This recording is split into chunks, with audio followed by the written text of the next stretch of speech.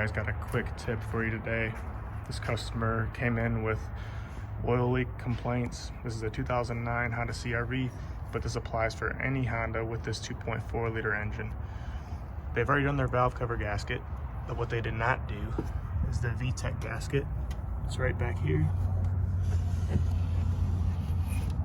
It's a few 10mm bolts, and it comes off very easily.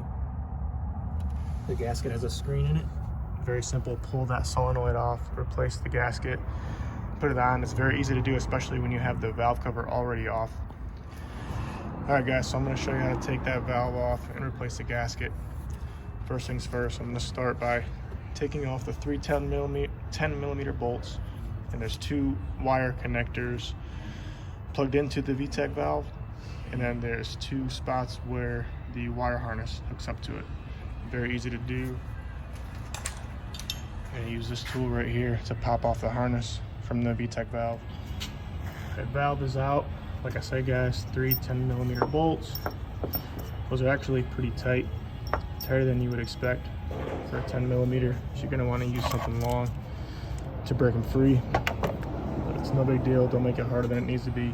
3 bolts, a couple wire connectors on it, which plug in up top. What we're gonna do is we're gonna pull this old gasket out, clean it up, clean the back of the head up with just a shop cloth and some brake clean, no big deal. Put the new gasket in, put the valve back in, and that's it.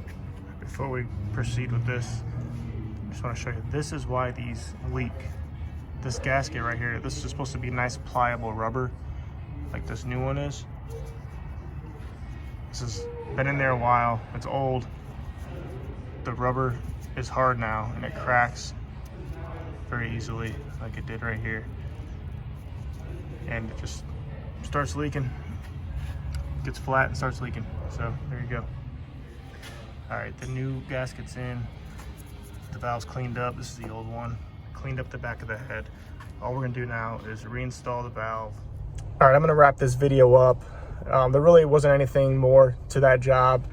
Just reinstalled the valve, cleaned it up, ran it, made sure it wasn't leaking again, took it for a test drive, and actually I'm out here parking it right now. This video wasn't really meant to be a full-blown tutorial on how to do that job. I'm sure there's plenty of videos out there for that. I just wanted to point out a common problem on these and a common area of leaking.